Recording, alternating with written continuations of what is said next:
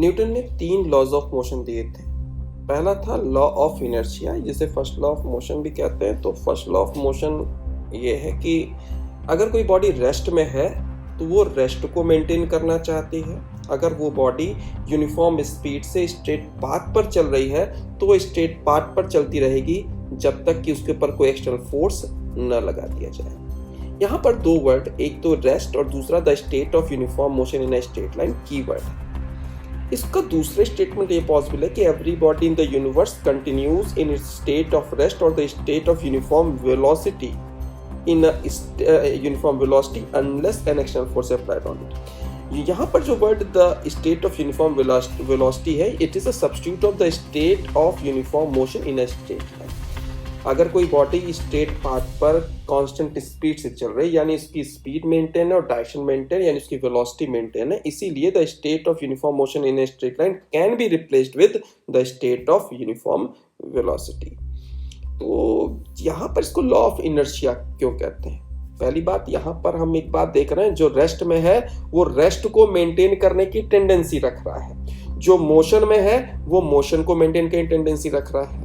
तो जो tendency to maintain है, the tendency of a body to continue its state of rest और the state of uniform velocity is known as inertia. Simple language में कहा जाए तो inertia है टेंडेंसी टू मेंटेन। जो भी कुछ है, रेस्ट है, रेस्ट को मेंटेन करना, स्टेट पाथ पर कौन सी स्पीड चल रहे हो, कौन से स्पीड से चलते रहना, इसी को कहते हैं हम लोग इनर्शिया।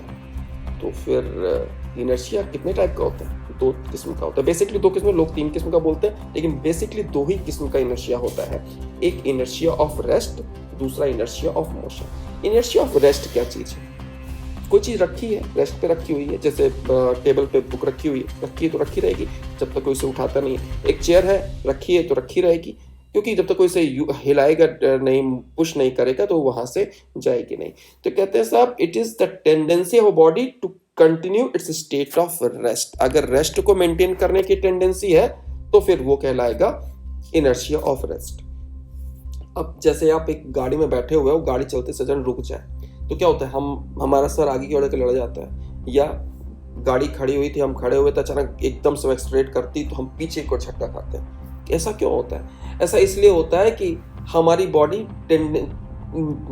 टेंडेंसी टू मेंटेन को फॉलो कर रही होती है। जैसे हम मोशन में, बस पहले मोशन में थी और सडनली उसने ब्रेक लगा दिया, तो क्या हो गया? हमारी बॉडी की टेंडेंसी मोशन को मेंटेन करने की थी, लेकिन ब्रेक लगा दी, एकदम से रुक जाती, तो क्या होता? हमारी बॉडी जो नीचे का हिस्सा है, कमर का नीचे का हिस्सा है, वो तो बैठा हुए थे तो वो तो बस के साथ में रेस्ट में आ जाएगा, लेकिन जो ऊपर का हिस्सा है वो अपने आप को मोशन को मेंटेन करने की कोशिश करता है, तो हमारी बॉडी आगे की ओर चली जाती है। तो इसे कहते हैं inertia of motion. It is the tendency of a body to continue its state of uniform velocity. Uniform velocity को मेंटेन करने की टेंडेंसी, यानी मोशन, रियल में मोशन को मेंटेन करने की टेंडेंसी है, that is inertia of motion. तो बात आती है हाउ टू मेजर इट, कैसे मेजर करें? सिंपल तरीका है, एक एग्जांपल पर बात कर लेते हैं। पहले तो दिमाग में ये रखना है कि इनर्शिया क्या है? Tendency to maintain. तो एक रियल लाइफ एग्जांपल लेते हैं। हुआ क्या कि 2 लोगों के बीच अफेयर हो गया। अब और एक की कास्ट दूसरी कास्ट से अलग है, और एक अपर कास्ट लोअर कास्ट है, और सोचो कि घर में ओल्ड सोच के लोग जाता है, तो ओल्ड सोच वाले लोग हैं, यानी अब शादी करने में तो समस्या आएगी, तो क्या करना? मनाना पड़ेगा। सपोज करो घर में 2 लोग हैं, अब 2 लोग हैं तो 2 लोगों को मनाना एक सिचुएशन है। घर में 4 लोग हैं और 4 के चारों एक ही जैसी सोच वाले हैं। नाउ टेल मी, किस केस में मनाना मुश्किल होगा? In which case you will feel difficulty to what you say let him understand your situation, to convince them। Simple सी बात है, उस केस में जहां पर लोग ज्यादा हैं, यानी ज्यादा लोग होने का सीधा मतलब है ग्रेटर टेंडेंसी,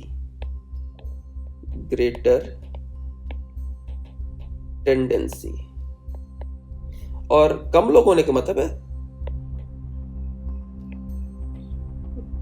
लो टेंडेंसी और वीक टेंडेंसी। अब सिंपल सी बात है, जिस बॉडी के पास ज्यादा नंबर ऑफ पार्टिकल्स होंगे उसके पास ज्यादा टेंडेंसी टू मेंटेन होगा, जिसके पास लेस नंबर ऑफ पार्टिकल्स होंगे उसके पास लेस टेंडेंसी टू मेंटेन होगी।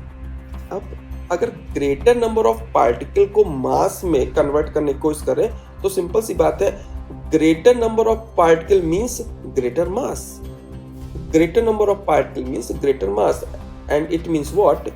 If we see the greater tendency to maintain, it means the object will have greater number of particle, and greater number of particle means greater number of mass, greater mass.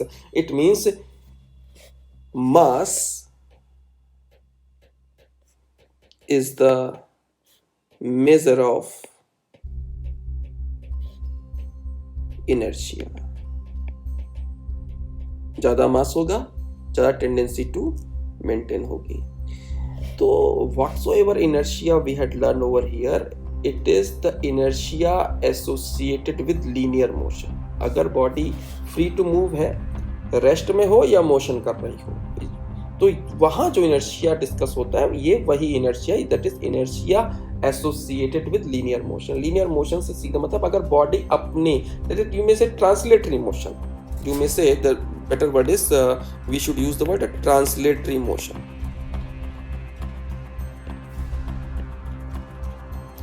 लेकिन अगर body translatory motion नहीं करे तो वहां पर दूसरे inertia का जिक्र होता है, उसे मोमेंट ऑफ इनर्शिया कहते हैं, जो थोड़ा सा बाद में डिस्कस करते हैं।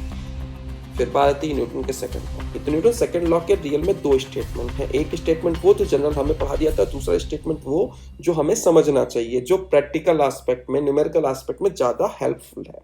तो जनरल स्टेटमेंट क्या है? The rate of change of momentum is directly proportional to the force applied, that is for junior classes you may say delta p by delta t is directly proportional to f. अगर senior class में then we can say dp by dt is directly proportional to f.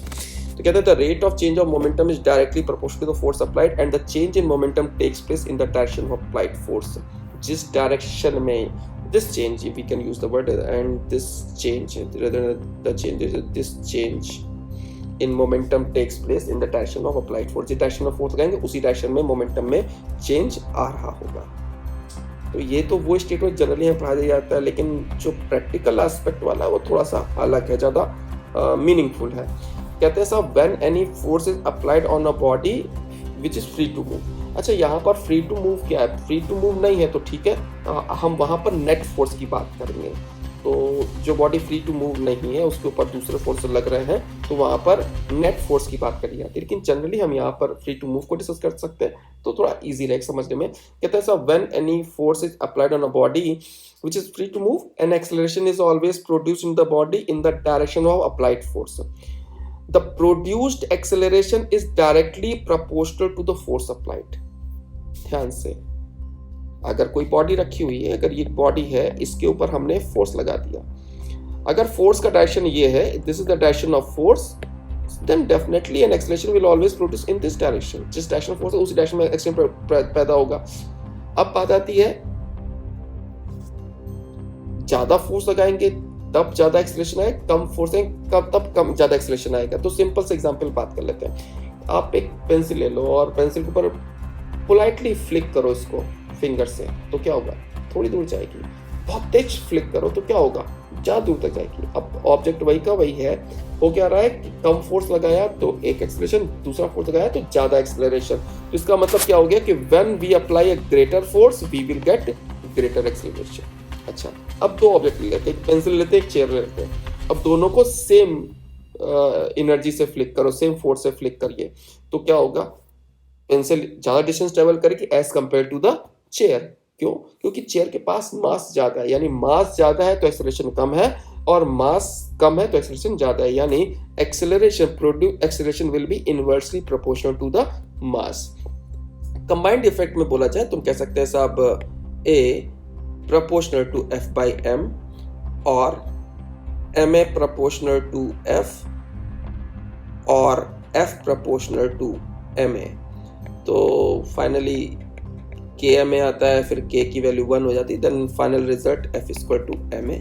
हमें इसी concept से जा करके मिलता है। अच्छा, फिर मैं यहाँ पर रिमाइंड कर देना चाहता हूँ कि यहाँ पर जो F है, F is always net force.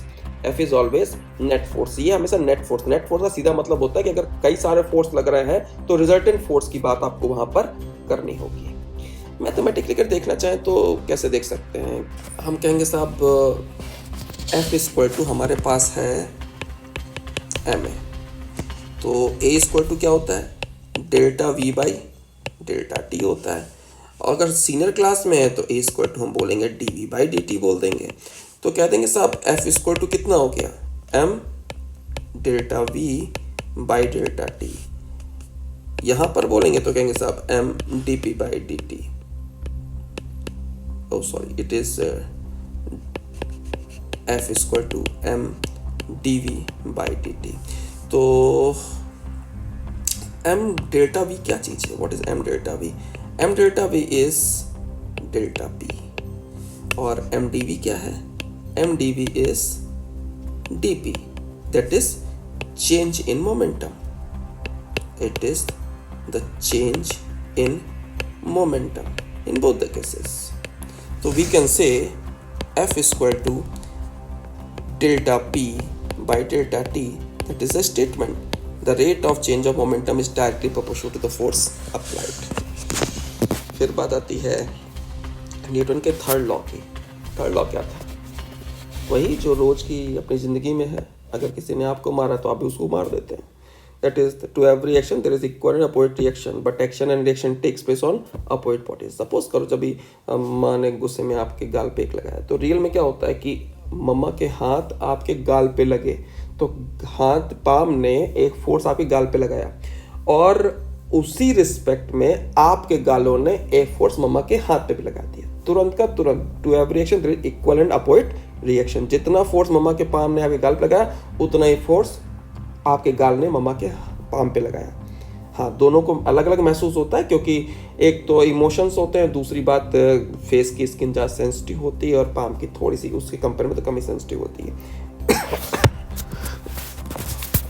तो कह सकते हैं साहब to every action there is equal and opposite reaction, but action reaction takes place on opposite bodies. This is the main thing, opposite bodies. चलिए एक चीज़ पर गौर करते हैं। सपोज करो कि एक टेबल है, यानी पिछली बात में ये बात ध्यान देने की, हम वहाँ एक्शन रिएक्शन पेयर की बात कर रहे थे। तो सपोज करो ये एक चेयर है, चेयर के ऊपर एक बुक रखी हुई है। अगर बुक रखी हुई है तो बुक का वेट W नीचे की ओर, और ये भाई साहब नॉर्मल रिएक्शन ऊपर की ओर। तो क्वेश्चन राइजेस, क्या ये एक्शन रिएक्शन पेयर है? Is it?